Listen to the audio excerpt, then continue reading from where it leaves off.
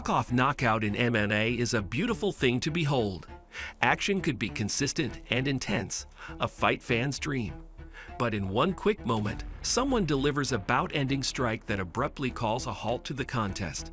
They turn around and walk away like they knew it was going to happen.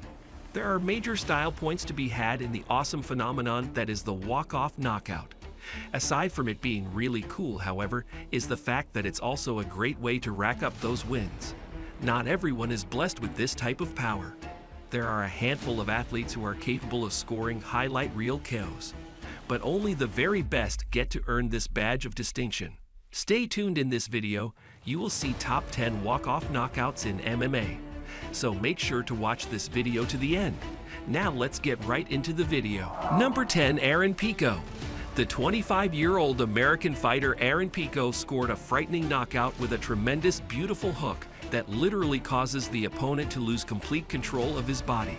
This finish was so terrifying just because of what it caused Justin's body to do, but the even crazier part was how Aaron did not at all seem interested in finishing the fighter. He already knew he had done his job and the fire was all over. He walked off yelling, "I'm here to stay," as the cage side doctor would go and try to help the unconscious fighter. This insane finish came with about a minute left in the opening round. Head kick blocked. Pico beginning to shot. Number 9, Joshua Pacio. This knockout was too good, but the walk-off was better. Though patched to score this crazy knockout, it was him who was in danger after Serena would drop him in the first round. But Joshua would come back in the fourth quarter as he would feint this strike, causing Serrato to set up a counter, which caused him to duck his head and fall for the head kick. Yosuke would crumble face first on the canvas as Joshua would stare at his masterpiece, prompting the referee to get in between the two. God, look at this head kick. I think that reminds knee/head kick just start. Number 8, Paul Daley. This is one of those strikes you do not want to be hit by, we guarantee it. In 2013, the Brits squared off against the Brazilian welterweight fighter Memorial Manuel de Silva had Bama 14 Daley Linnet a right hook into second round that went past his opponent. But the following uppercut sent the Brazilian to the canvas. He stopped his rival with the raking uppercut at 1 minute and 20 seconds of the second round. This caused all of the Silva's body to fly in an upward motion, then land back on earth as his chin would go to orbit. Not even after that. At the same time that you're throwing, he's throwing. But it's like that old cliche of Number 7, Lyoto Machida. Sitting across from golfer in his farewell bout was his fellow countryman and former UFC light heavyweight champion Lyoto Machida, after luring Belfort in with the fake lead front kick. Machida uncorked a powerful tip straight on the Phnom chin. The kick immediately rendered Belfort unconscious, and Machida refrained from raining down any further blows on his downed opponent. Also, we can't leave out Does knockout between Machida and Mark Munoz.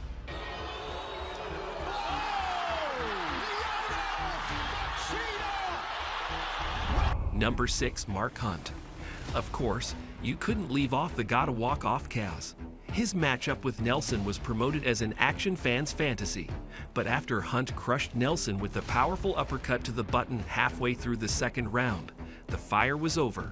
Nelson was out instantly and hit the ground with his face to stop more harm. The referee swooped in from the opposite side of the cage to the cheers of crowd. Hunt lifted his arms in victory and then strode away. Well, he strode all the way over Roy Nelson's big body button. Just past the midway point in the second. A couple years now. Number 5, Edson Barboza. Edson Barboza is knockout of Terry Edom and UFC 142 in January 2012.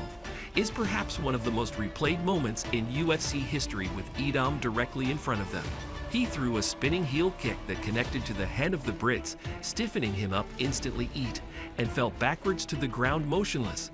And rather than follow up, Barboza simply walked away in a nonchalant form before kneeling to rant at the camera. The knockout was already one of the greatest in UFC history. The impossible made possible. What do you want to do? Do you have a chance and risk getting knocked out? Oh my God! Number 4, Martin Nguyen. After a whole round of patient dancer, both fighters would be untouched except for some mild bruising on the leg. It would all end as Martin would chop down the leg, even more to where he had his opponent trailed to the edge of the cage. After he would fall back against the cage, Martin would land the craziest flying knee and would have his opponent take a nap. There was no need for Martin to restrain from this. He already knew he won, but this flying he was pretty good. Chutamba's left leg is hurt, and Nguyen's going on. Number 3, Beneil Dariush. This finish was just beautiful. So was the walk-off. The second round of this fight was where the action really got going as both men decided to stand and trade and follow one another across the cage with bad intentions. But it was Dariush that landed perhaps the sweetest left hand of his career to end the fight and produce a stunning knockout. Don't you wish had your car closed wildly, then walked off as he had just left the library, one of the coldest ones we've seen so far.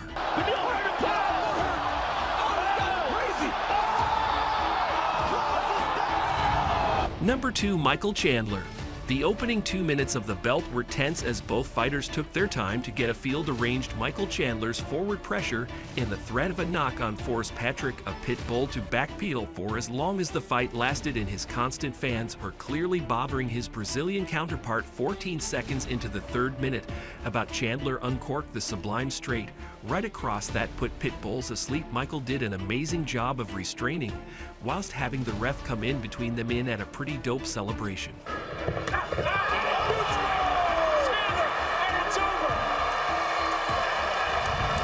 Number 1, Spencer Fisher. Matt shouldn't have finger wagged. It's pretty simple. The second round wouldn't last long at all, till Spencer would hit Matt with a combo that would wobble him, but not drop them. Since it didn't drop them, man thought it was a great idea to taunt Spencer by finger wagging. Buddy would be knocked out with this flying knee, as Spencer would have walked away looking like a bat. Normally he got the best out of his opponent.